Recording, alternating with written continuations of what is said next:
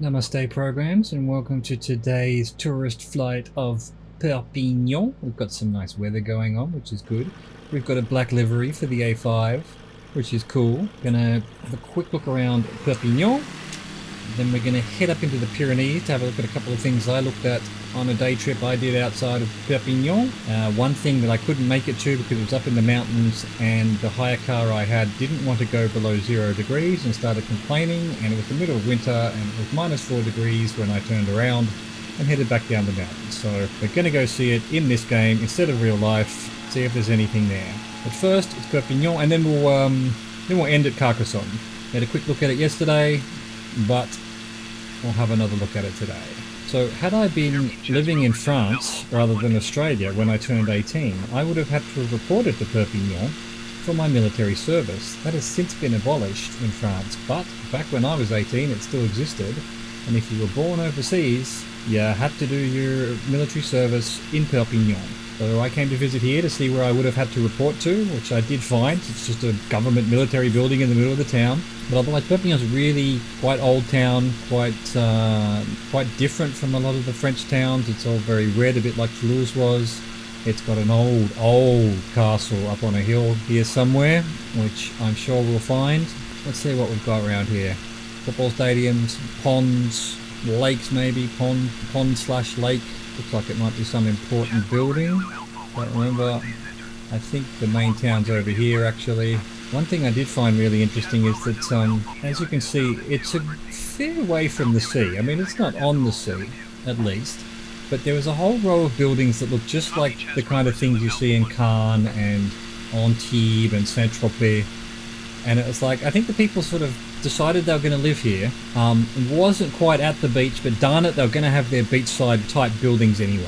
I don't think they're showing up on the algorithm. Here we go. This is the main part of Perpignan. It's all kind of old town. Let's drop down a bit, flop down a bit so we can slow down, see what we can have a look at. I remember Perpignan being quite beautiful. I watched the video that I made, which will be on the end screen as always. Yeah, nice place. Nice place.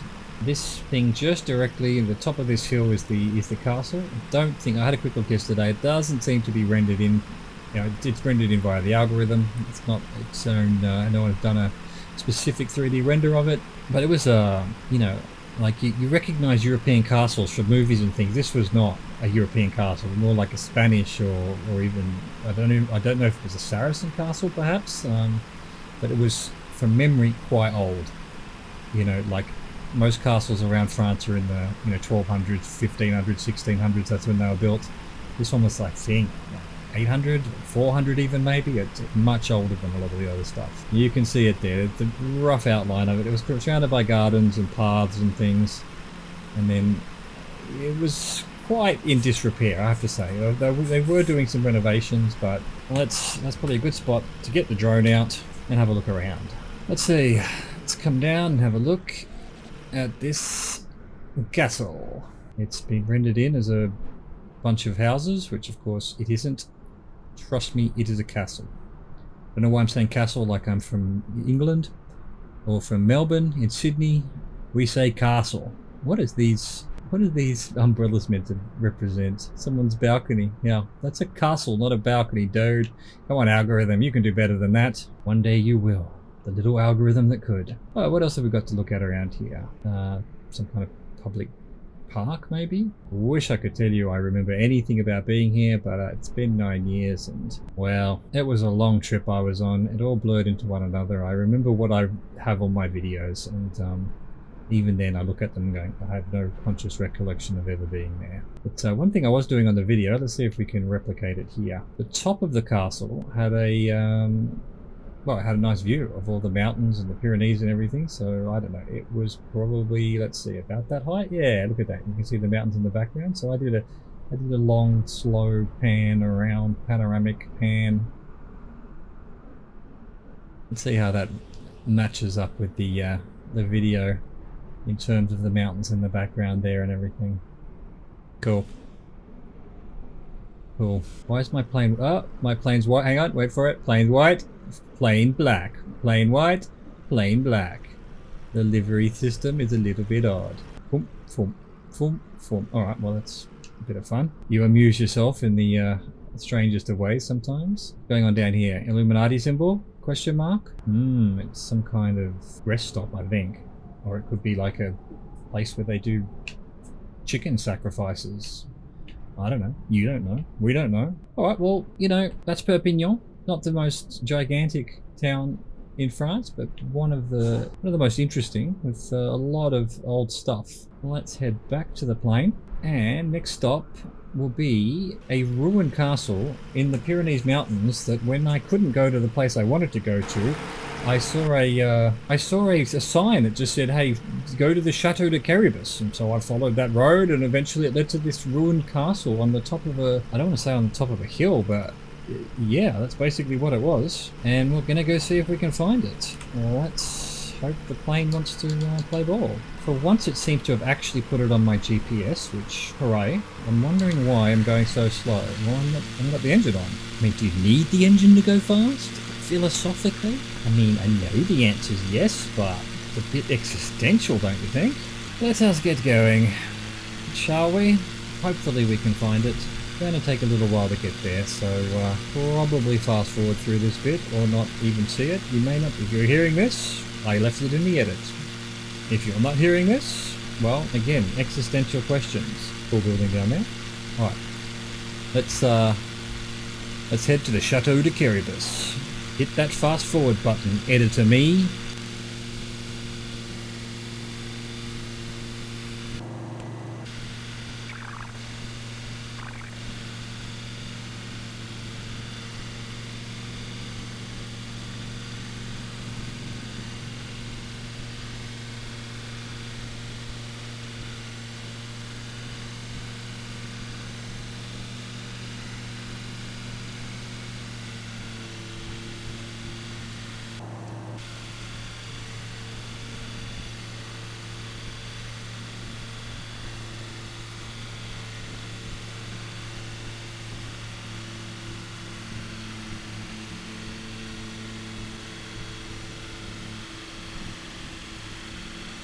Okay, welcome back. I think we must be getting close now.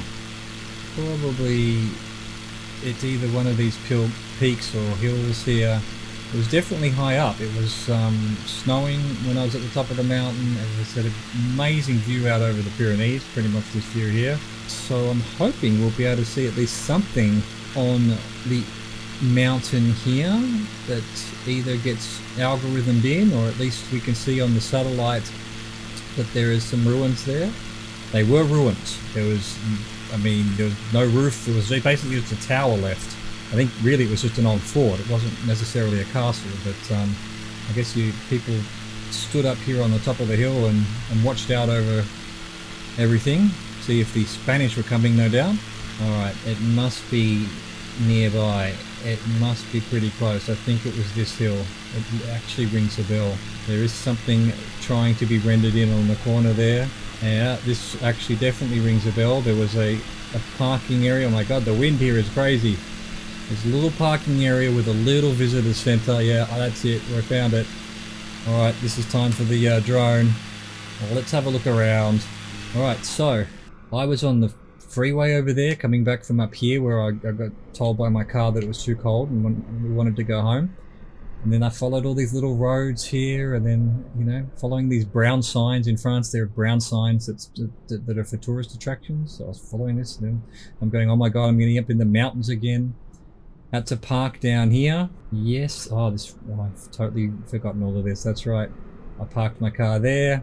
This was the little visitor center. I think you had to pay. It wasn't much, a couple of euros or something. And then you had to walk all the way up here. And these were steps. I had recently been playing, this was 2011. Just before coming to France, I had started playing Skyrim. And in one of the first things in Skyrim is you have to climb up these snowy mountains, up these steps and everything.